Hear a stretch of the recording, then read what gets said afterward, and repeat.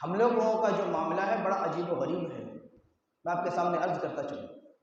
کئی سارے لوگ آج کل جو ہے ان کے ذہنوں کو اس انداز میں گھمایا جا رہا ہے، اس انداز میں ان کو جو ہے حقیقت سے دور کیا جا رہا ہے.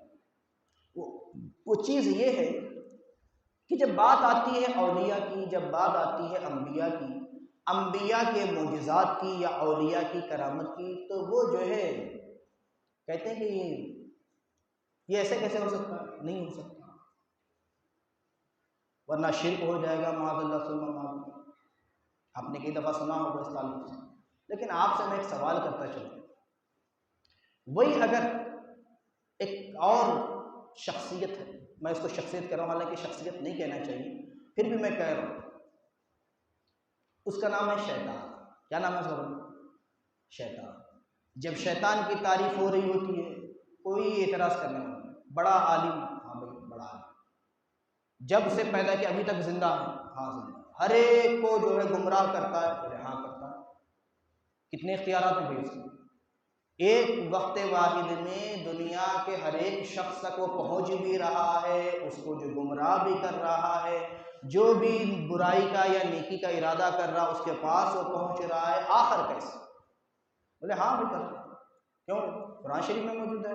اللہ تعالیٰ سے اس نے وعدہ کر مہلت لے کر آیا ہے، وعدہ کر کے آیا، اس لیے کر. تو میں آپ ایسے سوچ والوں کے تعلق سے آپ کے ذہن میں ایک سوال ہے. شیطان کے اختیارات کو ماننے کے لیے بالکل تیار، کوئی اللہ والوں کے اختیارات کے لیے آپ تیار نہیں، ان کے اختیارات کو ماننے کے لیے تیار، ان کی کرامتوں کو ماننے کے لیے تیار نہیں ہے، ان کو اللہ عز و جل نے قوت طاقت عطا فرمائی اس کو ماننے کے لیے تیار نہیں ہے. اس کے لیے سوالات ہیں، اس کے لیے شرک بدعت حرام کے فتوے موجود ہیں. لیکن شیطان کے لیے کہہ رہے ہاں بالکل سب صحیح، سب صحیح ہے. وہ سب کے پاس جاتا ہے، وہ سب کو بہکاتا ہے، وہ یہ کرتا ہے، وہ کرتا ہے، اس کو کئی چیزوں کا علم ہے، وہ بڑا عالم ہے، بڑے علوم والا ہے. ارے اتنے قصیدے شیطان کی شان میں وہ پڑھ رہے ہیں. وہی بات آ جائے انبیاء کی شان کے تعلق سے کہے ارے شرک ہے، شرک ہے، شرک ہے، شرک ہے، بدعت بدعت بدعت، حرام حرام حرام حرام. عقل کہاں؟ کہاں عقل؟ بولے ہاں قرآن شریف میں یہاں پہ کہا گیا، اللہ تعالیٰ نے فرمایا قرآن شریف میں کیا فرمایا؟ اللہ تعالیٰ کا اس کے تعلق سے جو ہے موجود ہے. کون سی سورہ میں موجود ہے؟ سورہ صافات میں موجود ہے. جب اللہ تعالیٰ نے اس سے کہا قال یا ابلیس ما منعک ان تسجد لما خلقت بیدی استکبرت ام کنت من العالین. فرمایا ابلیس تجھے کس چیز نے روکا کہ تو اس کے لیے سجدہ کرے جسے میں نے اپنے ہاتھوں سے بنا؟ تجھے غرور آ گیا یا تو تھا ہی مغروروں میں؟ بولا میں اس سے بہتر ہوں. اس نے کیا کہا؟ قال انا خیر من خلقتنی من نار وخلقته من طین. تو نے مجھے آگ سے بنایا اور اسے مٹی سے پیدا کیا. قال فاخرج منها فانک رجیم. تو اللہ تعالیٰ نے کیا کہا؟ فخرج منها، جنت سے نکل جا کہ تو راندھا گیا، تو لعنتی ہو گیا، تجھے دھتکار دیا. وَإِنَّ عَلَيْكَ لَعْنَتِي إِلَىٰ يَوْمِ الدِّينِ، اور بے شک تجھ پر میری لعنت ہے قیامت تک. بولے اس سے بات سمجھ میں آئی کہ وہ قیامت تک کے لیے زندہ ہے. اور اس کے علاوہ چاہے ولی ہو، نبی ہو، روحانی اعتبار سے بھی وہ زندہ نہیں ہو سکتے، وہ مر کر مٹی میں مل گئے معاذ اللہ ثم معاذ. شیطان لیکن ہے، نبی نہیں ہو سکتے، ولی نہیں ہو سکتے. کچھ تو عقل کا سہارا لینا چاہیے، کچھ تو. پھر اس کے بعد کیا ہو؟ قال ربی فانظرنی الی یوم یبعثون. بولا اے میرے رب ایسا ہے تو مجھے الی یوم یبعثون مہلت دے، اس دن تک کہ اٹھائے جائیں، قیامت تک مجھے مہلت دے. قال فانک من المنظرین. تو اللہ نے فرمایا تو مہلت والوں میں ہے، الی یوم الوقت المعلوم، اس جانے ہوئے وقت کے دن تک. قال فبعزتک لاغوینہم اجمعین.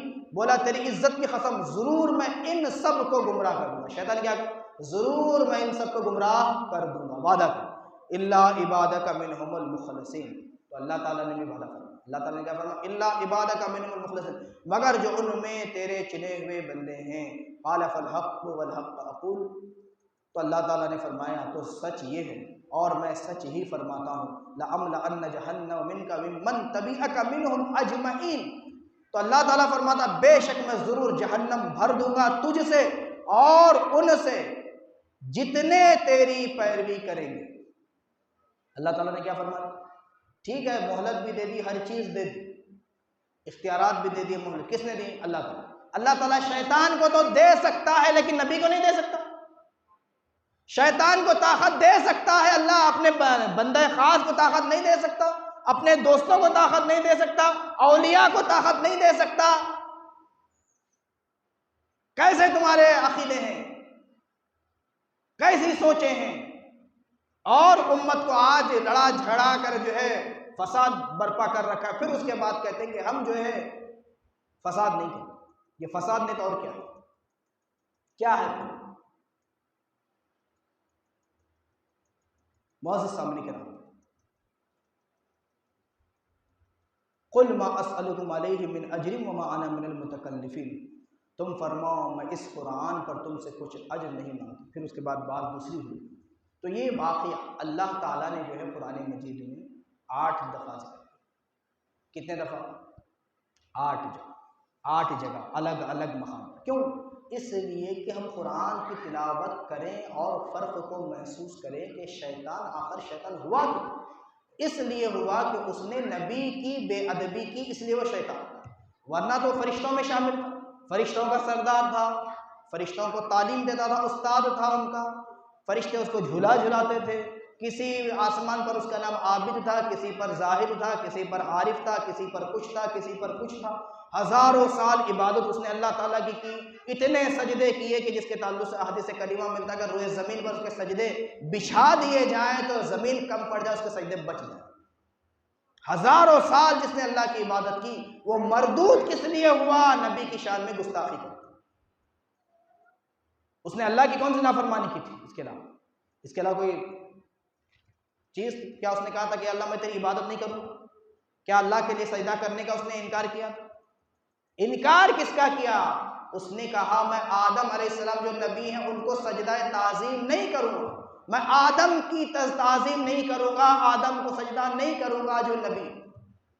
کیوں نہیں کروں گا؟ تو اس نے کہا کہ تو نے آدم کو مٹی سے پیدا کیا، مجھے آگ سے پیدا کیا، اس لیے میں تجھے تو سجدہ کر سکتا ہوں لیکن آدم کو سجدہ نہیں کر سکتا، نبی کی تعظیم نہیں کر سکتا۔ تو اللہ نے فرمایا تو مغرور ہو گیا ہے، گھمنڈی ہو گیا ہے، مردود ہو گیا ہے، نکل جا جنت سے، جو جنت میں تھا اسے نکال۔ اب غور کر، ابھی جو جنت میں گئے پھر بھی نبی کی گستاخی کر رہے ہیں، بے ادبی کر رہے ہیں، ان کا کیا؟ تو معزز سامعین کرام، آخری بات یہی ہے کہ اسے ہمیں سمجھنا کہ اللہ عز و جل نے اپنے نیک بندوں کو بھی طاقتیں دی ہیں، اختیارات دیے ہیں۔